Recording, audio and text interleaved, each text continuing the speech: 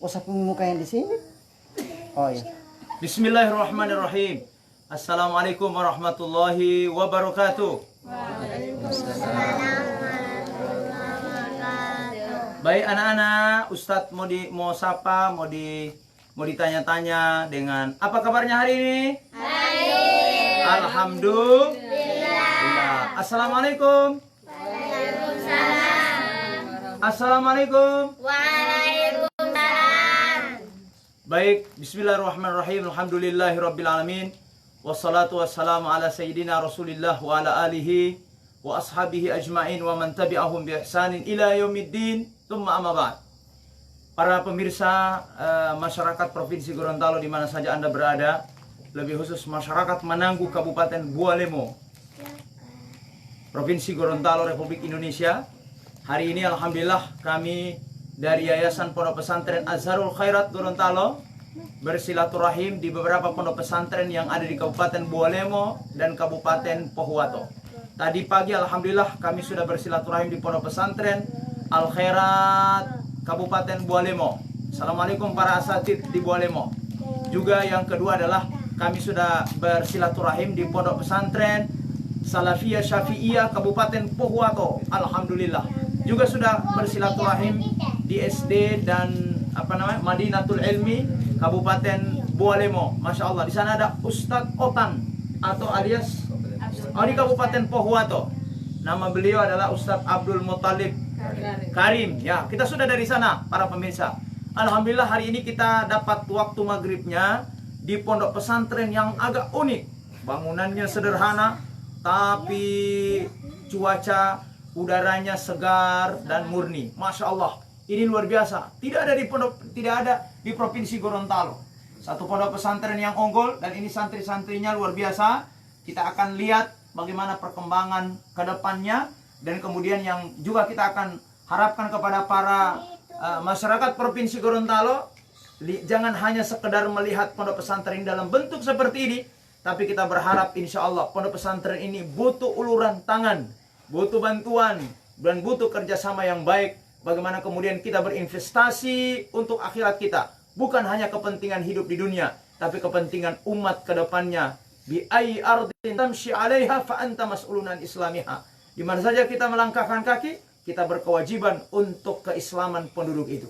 Hari ini alhamdulillah kita bersama narasumber yang berbeda. Lama tidak jumpa, lama tidak ketemu ya dengan para asatid dan para ustadz-ustadz ini. Kita dari Yayasan Pondok Pesantren Azharul Khairat Gorontalo mencoba bersilaturahim ya selama corona kita diputus semua, tapi alhamdulillah hari ini insya Allah kita bisa berbagi bersama para pemirsa. Yang ingin bertanya, yang ingin berbagi, yang ingin menyapa, silakan bersama kami di dialog santai malam hari ya bersama pimpinan Pondok Pesantren Bandayo Tahfidz Quran Qatrun Nada Al Mukarram Al Ustadz Bapak Mansur Martam LC MSY. Masya Allah, beliau adalah sahabat saya dan beliau adalah alumni dari Universitas Al-Azhar Kairo Mesir. Kakak kelas saya di Universitas Al-Azhar Kairo Mesir. Dan ada ya kakak kelas beliau ada Ustadz Abdul Somad, ada siapa namanya, Ibnu Hajar Al-Asqalani, kemudian ada Imam As-Suyuti, Imam Az-Zarqani. Masya Allah. Dan teman-teman sekalian, saya sangat berbahagia hari ini bisa bersilaturahmi dan kita akan berbagi seputar bagaimana kemuliaan Al-Quran ini dan sesuatu yang harus kita bumikan dalam hidup dan kehidupan kita di atas dunia. Kita sapa dulu Ustadz Mansurnya. Assalamualaikum Ustadz. Salam. Saya. Tamam. Nus wala tamam kullu. Mia. Masya Allah, ini kita lagi bahasa kita ini bahasa Jawa ya, tapi kita ini bahasa kebangsaan Mesir. Masya Allah. Ini kalau dibilang mia itu mi'a fil mi'ah. Maknanya adalah sempurna 100%. Masya Allah. Di samping Ustadz Mansur Martam ada Ustadz Yensin Ahmad SAG. Ini Ustadz Yensin ini adalah pembina Yayasan Pondok Pesantren Azharul Khairat Gorontalo. Ustadz Yensin, assalamualaikum. Waalaikumsalam warahmatullahi wabarakatuh. Nah, suaranya harus dikencangkan seperti itu. Ya, kita coba dulu Ustadz Mansur tadi. Assalamualaikum Ustadz Mansur. Waalaikumsalam warahmatullahi wabarakatuh. Alhamdulillah. Sehat walafiat Ustadz ya. Alhamdulillah. Masya Allah. Ada istri beliau juga hadir di sini, ya, para pemirsa. Istri beliau juga hadir di sini dengan para santri-santriawati yang akan menjadi calon generasi terbaik di masa yang akan datang. Ini putra-putri, Masya Allah, ya. Tapi perlu kami informasikan, ini santri. Para santri dan santriawati ini sudah setiap hari jadwal mereka membaca Al-Quran, mempelajari Al-Quran, dan insya Allah akan mengamalkan Al-Quran. Para pemirsa yang sama dirahmati, dimuliakan oleh Allah Subhanahu wa Ta'ala, kita akan tanya bagaimana latar belakang kecintaan Ustadz Mansur Martam LCMSI membangun satu lembaga yang sederhana kita sebut dengan Bantayo Tahfidz Al-Quran. Ustadz Mansur, ya, Ustadz Mansur lama tidak jumpa dengan saya, lama tidak jumpa dengan sahabat-sahabat, teman-teman sekalian, dan kita sudah saling merindukan yang sangat luar biasa. Maka kita akan tanya Ustadz, ya, Ustadz, cita-citanya bagaimana sesuatu yang melatar belakangi membumikan Al-Quran dalam bentuk sebuah sistem lembaga yang disebut dengan Bantayo, ya, bentuknya Bantayo yang berbeda dengan lembaga-lembaga yang lainnya. Apa kira-kira daya tarik atau sebab Ustadz bikin model pondok pesantren tradisional dalam bentuk Bantayo ini? Pak Ustadz. Yang pertama motivasi saya buat Bantayo Tahfidz Quran ini, pertama memang saya punya anak-anak 5 yang masih kecil-kecil. Yang tua kelas 4 SD, yang paling bungsu PAUD. Ini kalau pembinaannya hanya menggunakan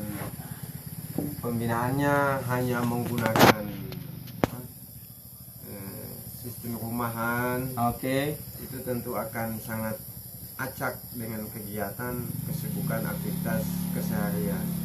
Sehingga penting ada satu lembaga keagamaan Islam yang khusus mengkhususkan dirinya untuk menghafal Al-Quran, memahami, dan insya Allah dapat mengamalkannya.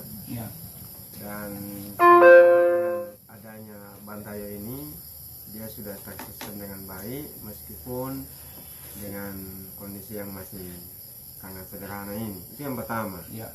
Yang kedua juga memang akses pendidikan keagamaan di lingkungan ini jauh sekali untuk bisa menjangkau tempat-tempat di mana ada kegiatan-kegiatan keagamaan, khususnya mempelajari Al-Quran, itu jauh. Sehingga anak-anak di sini sangat terbatas, sulit mengakses itu.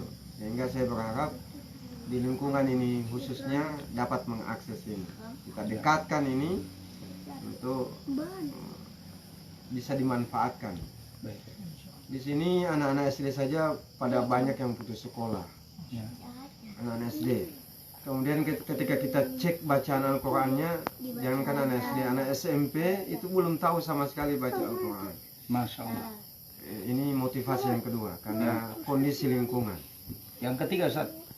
Dan yang ketiga tentu ini semata-mata untuk persembahan, pengabdian kepada agama, menegakkan syariat Islam, khususnya membumikan Al-Quran.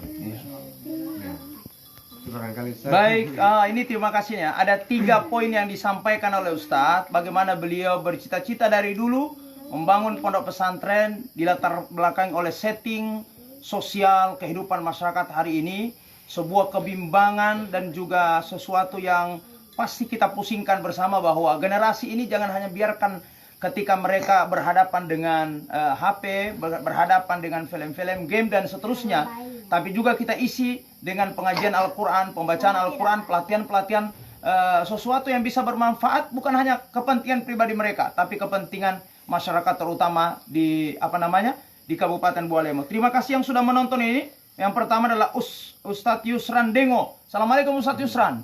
Ini adik kelas kita, adik kelas Ustadz Mansur ya, ketika belajar studi di Universitas Al-Azhar Kairo Mesir. Kemudian ada Ustadz Ruslan Demanto. Masya Allah, Ustadz Ruslan Demanto ini punya Darul Khairat Menyimak. Ustadz, terima kasih Ustadz Ruslan.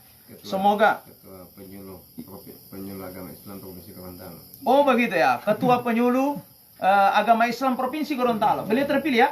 Masya Allah. Selamat dan sukses. Dan beliau adalah pembina di SIK kami. SIK itu adalah Sekolah Imam Khatib di Yayasan Azharul Khairat Gorontalo. Terima kasih. Yang kedua kami sampaikan kepada Pak Sumardi Usman. Ini sahabat saya, ya, satu balanga, satu tempat tidur. Tapi kami bukan gay, ya. Kami bersama-sama dalam di pondok dulu belajar sama Ustadz Yensin Ahmad SAG. Sebentar kita akan wawancara. Berikut adalah terima kasih yang sudah menonton Bapak Effendi Hamzah. Pak Effendi Hamzah ini assalamualaikum. Jadi rindu madrasah. Oh Masya Allah. Ini orang-orang yang merindukan madrasah, merindukan anak-anak, merindukan Al-Quran. Masya Allah. Kita mulai memberikan semangat kepada seluruh para pemirsa bagaimana mencintai madrasah, ya, bagaimana mencintai ilmu-ilmu agama. Berikut adalah Lani Sasuke. Oh, ini bukan orang Jepang. Sasuke ini gamenya anak-anak, tapi ini memang anaknya namanya adalah Sasuke. Ibunya namanya adalah Lani. Kemudian ada Ustadz Nur Rahmat Lapinda. Nah, ini disapa Ustadz ya. Guru saya bimbingan Nahwu ini. Oh, Masya Allah. Beliau di pondok pesantren apa ya? Di Ngata Baru ya. Ya, di pondok pesantren Istiqomah Ngata Baru, Provinsi Sulawesi Tengah. Dan dulu pernah sama-sama satu letting, satu angkatan bersama Ustadz Mansur, bersama saya di Universitas Al-Azhar Kairo Mesir. Baik teman-teman sekalian, itu beberapa sahabat-sahabat kita yang sudah menonton. Dan saya kira ada 3 poin yang disampaikan oleh Ustadz. Yang paling penting adalah melihat kondisi masyarakat hari ini tidak sekedar kita melihat, tidak sekedar kita menyaksikan, tapi bagaimana memikirkan pendidikan agama mereka, pendidikan spiritual mereka, biar mereka sama-sama mendapatkan bukan hanya kebahagiaan dunia, tapi inilah yang kemudian menghantarkan mereka pada kehidupan akhirat. Ustadz Yansin Ahmad ini, Ustadz Mansur, bukan orang Kabila, tapi sekarang beliau berdomisili di Kabila. Bukan orang kota Gorontalo, tapi beliau lama di kota Gorontalo. Beliau adalah putra asli Kabupaten Bualemo. Luar biasa. Putra asli Kabupaten Bualemo. Bertempat, beliau lahir di Tilamuta, ya. Beliau di Tilamuta dan di desa apa? Lamu. Ya, di desa Lamu. Masya Allah. Dulu Ustadz Yansin tinggal di sini, ya. Dan biasa datang ke keluarga, dan tadi juga kita sudah silaturahim. Ustadz Yansin mungkin kira-kira kalau pondok pesantren Bandayo, tahfidz Quran, Qatrun Nada ini terbentuk dan dia bisa berkembang, kira-kira prediksinya akan jadi apa Bualemo dan Pohuwatay? Terima kasih. Assalamualaikum warahmatullahi wabarakatuh. Alhamdulillah, saya jadi terharu dan rindu dengan cerita saya dulu ketika mungkin karena kerinduan kepada kampung saya. Ketika saya dengan para santri termasuk Ustadz Husni, dengan kondisi yang seperti ini Ustadz, dalam kapasitas yang sangat sederhana, memprihatinkan kecil, saya bilang kalau insya Allah merestui, kita insya Allah punya gedung yang beratapkan daun pisang dengan tiangnya kayu kangkung. Masya Allah. Itu mimpi. Alhamdulillah, dengan mimpi itu, sebagian mimpi itu sudah ada pintu gerbangnya, bahwa insya Allah itu akan melahirkan satu lembaga yang bisa diperhitungkan di masa akan datang dan bisa jadi kebanggaan. Dan mudah-mudahan ini yang latar belakang dari mimpi seperti itu Ustaz. Ya. Dari yang kecil itu insya Allah ini akan membumi. Ya. Insya Allah dengan adanya Qatrun Nada yang masih kita lihat seperti ini, kecil, mungil, mudah-mudahan suatu saat insya Allah ini yang masih baik, insya Allah ini yang menjadi cowok dan cewek akan datang, bahkan menjadi sultan dengan ratu masa akan datang, yang insya Allah menjadi kebanggaan masyarakat Bualemo insya Allah, dan bahkan kita semua. Oleh karena itu diharapkan ini didukung dengan sepenuhnya kepada siapapun yang terbetik hatinya membumikan Al-Quran di daerah yang dicintai ini. Baik, itu sebagian para pemirsa, sebagian prediksi yang akan terjadi. Ini kita tidak meramal, tapi ada isyarat-isyarat alamiah yang bisa akan terjadi, sekalipun itu bisa terjadi atau tidak terjadi. Tapi subhanallah, di mana saja lembaga pendidikan agama, ya, tanpa harus kita kecualikan, dari lembaga pendidikan agama yang paling kecil sampai hari ini lembaga pendidikan yang paling besar, ketika merancang ini tidak ya. Oleh karena itu tadi disampaikan ada kira nanti ini dalam proses pengembangannya, program apa yang menjadi program unggulan dalam pondok pesantren tahfidz Quran Qatrun Nada ini. Apa yang di samping ada tahfidznya, kira-kira anak-anak ini mau dibimbing, mau dipakai, mau disuntikan apa, atau mau dipengaruhi hal-hal seperti apa biar mereka ini bisa berkembang, kira-kira seperti apa? Iya. Memang tahasusnya itu menghafal. Iya. Menghafal Quran.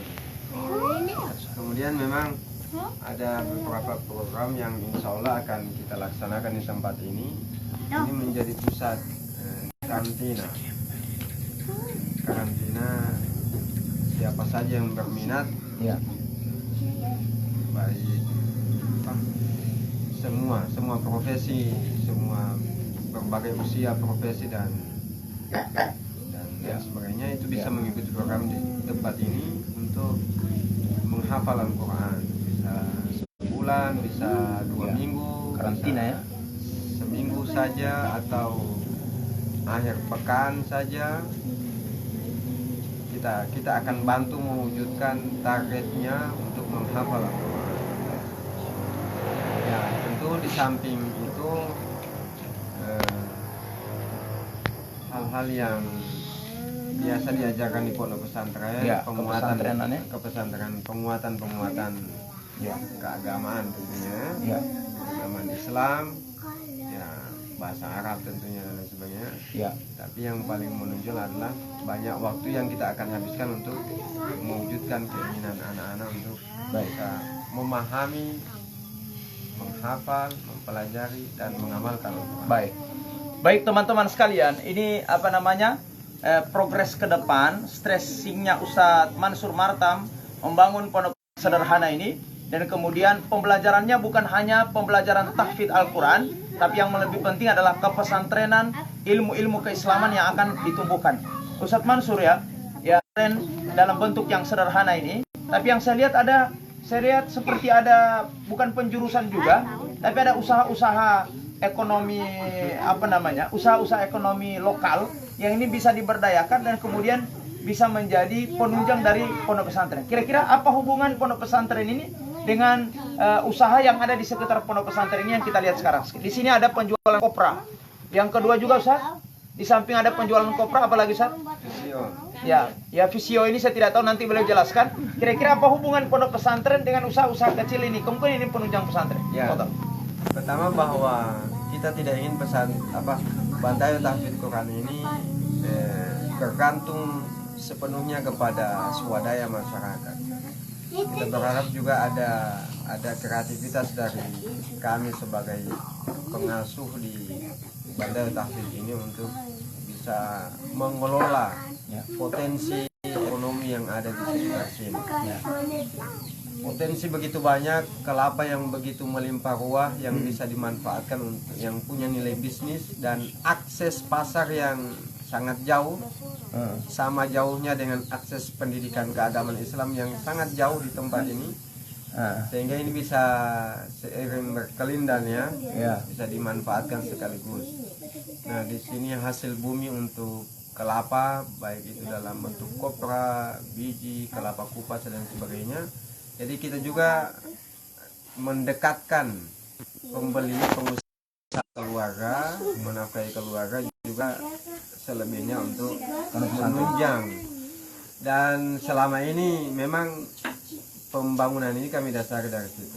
Oh, Masya Allah. Dari keuntungan-keuntungan yang didapatkan dari ternyata punya nilai berkah yang sangat tinggi. Kami juga punya kreativitas, ada home industri, Apa ini? virgin coconut oil atau VCO, minyak kelapa yang tidak dimasak, minyak kelapa murni yang punya nilai obat yang sangat tinggi dan tidak punya efek samping sama sekali. Dan itu memang awalnya kami produksi untuk kebutuhan keluarga, tetapi kemudian karena memiliki nilai ekonomi sehingga juga kami manfaatkan. Kemudian juga ada kambing di belakang saya. Ada pembibitan atau istilahnya ini peternakan kambing. Peternakan kambing lebih dominan adalah induknya. Yang kami berharap ini bisa dikelola oleh kami yang ada di sini, juga bisa dimanfaatkan oleh warga masyarakat di tempat ini, yang manfaatnya kita kembalikan ke Bantayan Tahfidz Quran Tatruna.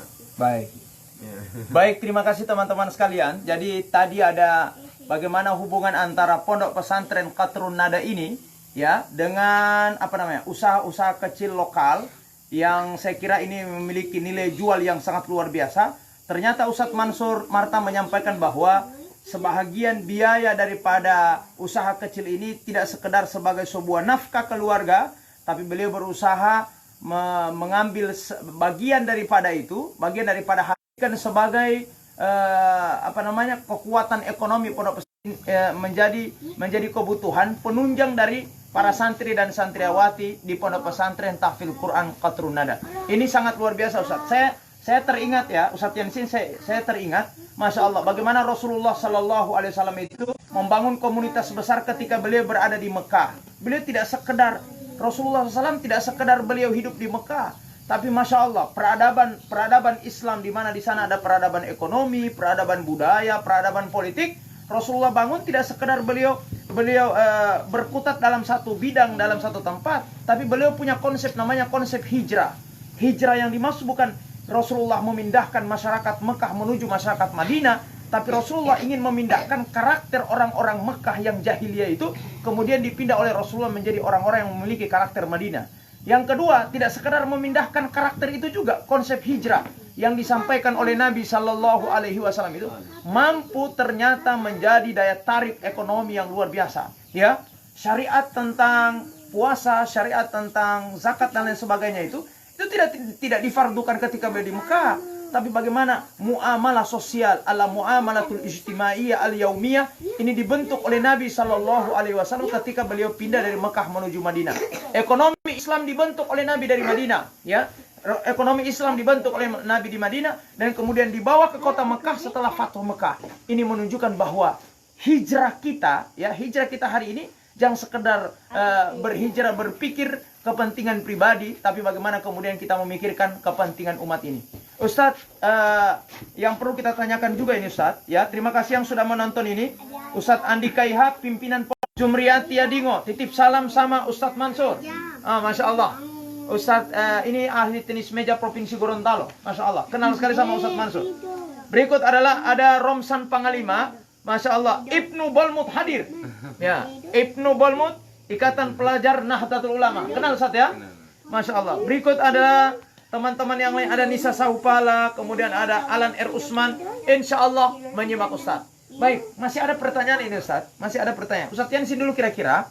Ya, Ustaz Yansin kira-kira kalau ini terjadi ya, ada pemberdayaan ekonomi pondok pesantren Qatrun Nada ini, maka gambarannya seperti apa Ustaz Yansin? Daya tarik masyarakat terutama para para generasi kita ini yang hari ini lagi hidup di zaman corona. Ini ada dua pilihan, antara mereka masuk di pondok pesantren atau mereka masuk di pendidikan umum. Apa ini bisa disatukan atau pondok pesantren Tahfidz Quran menjadi alternatif di luar daripada pendidikan formal? Terima kasih. Alhamdulillah kita lihat masyarakat Islam ini sekarang pada kebingungan. Ya. Tetapi saya tidak mengatakan bahwa ini jawaban alternatif terakhir. Ya. Tetapi sesungguhnya ada kesadaran sebagian besar masyarakat bahwa daripada anak mereka bingung di rumah, maka alternatif terakhir daripada pikiran orang tua itu adalah bagaimana anaknya supaya hidup nyaman, kemudian diridai oleh Allah. Maka pilihan terakhir mereka adalah para lembaga-lembaga pendidikan Islam, terutama pondok pesantren. Itu yang mereka anggap paling cocok kepada kondisi yang sekarang ini. Sehingga itu kita lihat di mana-mana pondok pesantren itu kadang-kadang istilahnya sudah menolak para santrinya karena begitu banyak yang berjubel untuk masuk pondok pesantren dengan alternatif dan pilihan yang seperti tadi. Oleh karena itu, alhamdulillah dari lembaga yang kecil ini insya Allah kalau kita lihat mudah-mudahan masa akan datang ini menjadi pilihan masyarakat. Bahkan kadang-kadang ini menjadi pioner, menjadi sesuatu yang alhamdulillah insya Allah akan dibidik oleh masyarakat. Bahkan bukan masyarakat yang berada di Pontolo atau berada di Mananggu ini, insya Allah sampai masyarakat Provinsi Gorontalo, bahkan di luar Provinsi Gorontalo, insya Allah. Baik, terima kasih. Itu pandangan dari Ustadz Yansin. Prediksi ke depan dia akan menjadi apa? Kira-kira akan menjadi Ustadz, hasilnya sebagian daripada usaha ini alhamdulillah menjadi biaya besar daripada pembangunan pondok pesantren. Ustadz, perlu kita tanyakan Ustadz, ya. Selama antum bikin pondok pesantren ini, kira-kira di samping ada biaya pribadi, bahkan itu adalah nafkah keluarga, Masya Allah. Kira-kira ada bantuan apa lagi dari pemerintah kemungkinan? Apakah sudah ada sentuhan dari pemerintah? Dan ini perlu kita sampaikan. Tanggung jawab dakwah bukan hanya tanggung jawab dai. Tanggung jawab dakwah bukan hanya tanggung jawab siapa. Tapi tanggung jawab dakwah adalah tanggung jawab pemerintah yang bermitra dengan masyarakat. Kira-kira apa ada bantuan dari pemerintah? Minimal ada dukungan, ada sosialisasi dan seterusnya. Yang kemudian ini menjadi penguat. Tidak sekedar kita butuh materinya, tapi bagaimana kemudian sosialisasi itu berangkat dari semangat dari pemerintah bersama masyarakat secara bersama-sama. Kira-kira seperti apa gambarannya kondisi saat ini? Ya, untuk pemerintah desa Pondolo ya, Kecamatan Anago, alhamdulillah sangat mendukung, antusias membantu secara moral Ya. Bandai Tahfiz ini, dan beliau kepala desa kami sangat senang atas kehadiran terwujudnya lembaga pendidikan keagamaan Islam non formal di desa beliau ini. Alhamdulillah. Untuk bantuan-bantuan yang sifatnya material ya, kalau salah satu anggota dewan misalnya ada yang ngasih 400.000, alhamdulillah. Ada ya? Ada. Alhamdulillah. Kemudian dari total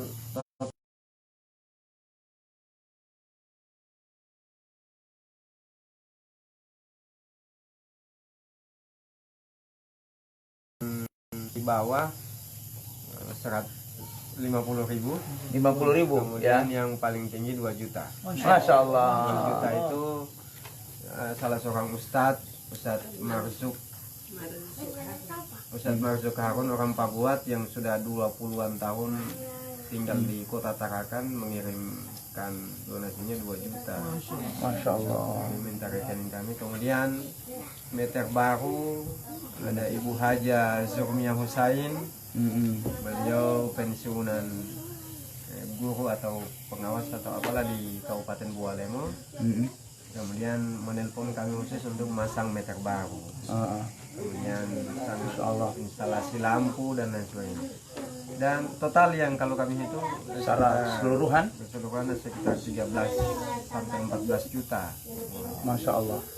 Kemudian untuk pembangunan sendiri sudah ada 20 juta. Masya Allah. 20 juta dari pribadi.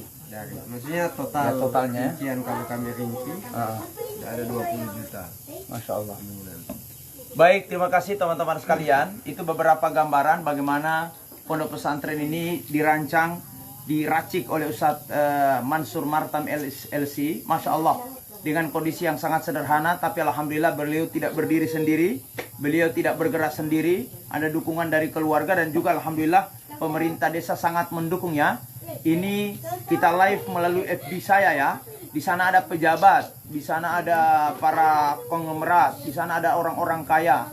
Ya, jangan membiarkan, Masya Allah, jangan membiarkan sebahagian kondisi saudara-saudara kita hanya kita melihat dengan mata sebelah kita, tapi bagaimana kemudian pendidikan non formal, pendidikan tahfidz Al-Quran ini, subhanallah, fadilahnya sangat luar biasa, keutamaannya sangat luar biasa. Tidak sekedar kita berbahagia di dunia, tapi saat kita meninggal dunia, fadilahnya sangat luar biasa. Keutamaan bagi orang yang bersedekah dan keutamaan juga ada pada orang-orang yang selalu mencintai Al-Quran. Baik, saya kira terakhir Ustadz Mansur ya.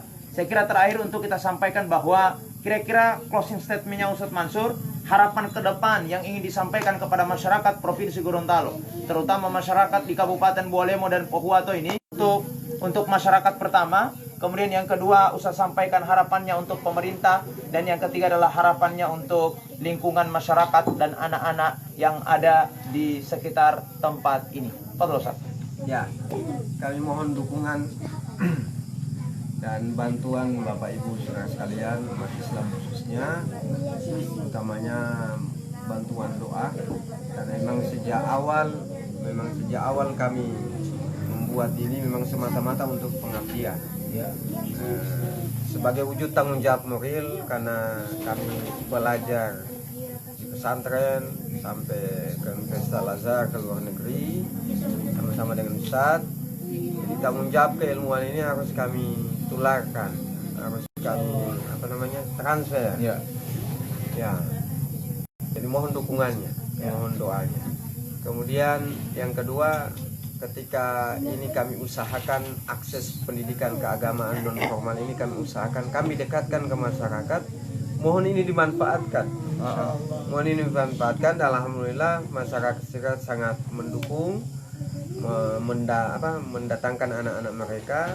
Bahkan juga di samping kegiatan tahfidz juga di sini ada kajian keagamaan. Ada juga ya? Ya, setiap malam Jumat di sini kita sudah tetapkan ada jam 8 sampai malam ya? Selarut-larutnya semaunya karena bapak-bapak.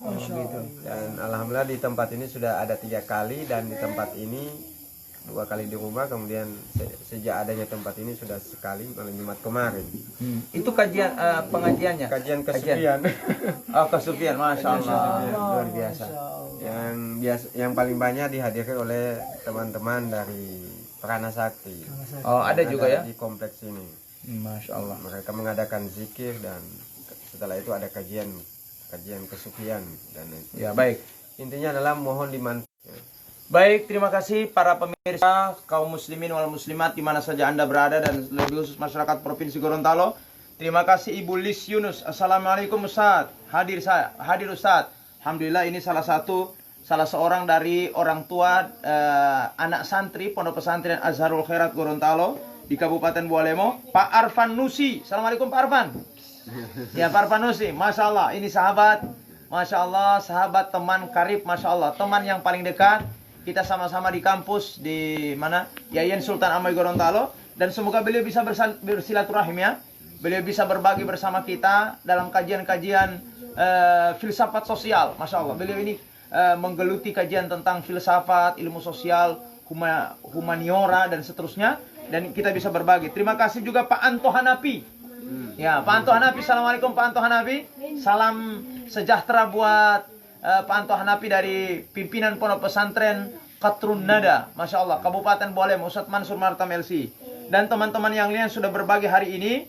Ya, di sini ada teman-teman saya banyak, dan kemudian ada komunitas para pecinta Al-Quran juga dari keluarga besar Nahdlatul Ulama, baik Ibnu maupun apa tadi Ustadz? Ya, dari mahasiswa Nahdlatul Ulama, Ikatan Pelajar Nahdlatul Ulama, juga semua organisasi yang di bawah naungan Nahdlatul Ulama. Terima kasih telah menyimak dialog hari ini. Dijawab Waalaikumsalam warahmatullahi wabarakatuh. Pak Arfan Nusi, masya Allah. Ya, salam sama Pak Rikson. Kemudian di sini juga ada dari Kementerian Agama Kota Gorontalo, khusus mu'alaf. Masya Allah, ada di Kota Gorontalo komunitasnya, dan beliau adalah pembimbingnya. Insya Allah kita akan ketemu pada episode yang berikutnya. Jangan ya. Di sini kebetulan juga ada komunitas mualaf. Kalau Bapak nanti komunikasi ke saya, nanti bisa. Oh iya, di sini Pak Wawan Paloa, di sini ada komunitas mualaf, masya Allah. Kecamatan Mananggu. Di Kecamatan Mananggu, nanti program-program yang ada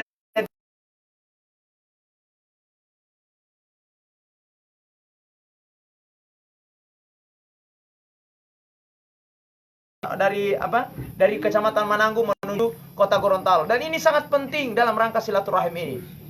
Dan teman-teman sekalian, tidak ada harapan kami, tidak ada permohonan kami kepada seluruh masyarakat Provinsi Gorontalo. Mari sama-sama kita mendukung baik materi maupun non materi semua yayasan pondok pesantren yang ada di Provinsi Gorontalo. Lebih-lebih adalah dukungan dalam bentuk finansial. Anda tidak bisa mendukung finansial, minimal kerjasama, silaturahimnya boleh. Dari silaturahim membentuk ukhuwah yang paling kuat, dan yang paling penting adalah doa kita bersama untuk menghidupkan agama Allah Subhanahu wa taala. Terima kasih kepada semuanya. Terima kasih Ustadz Yansin Ahmad.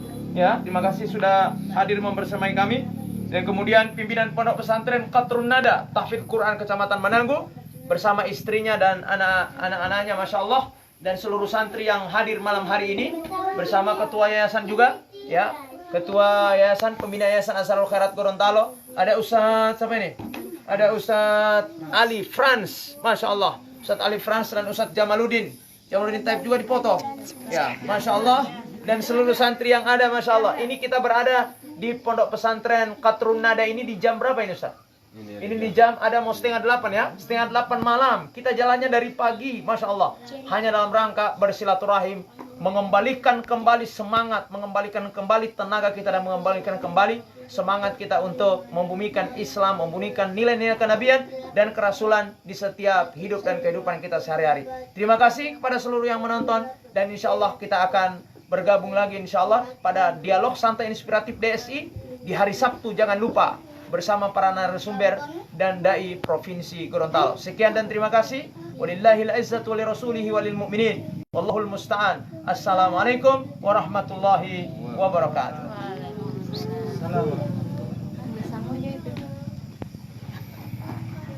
Namanya apa namanya? Di situ keterangan yang sana, dekat papan. Boleh boleh deh. Kalau Pak saya dapat bawa kemari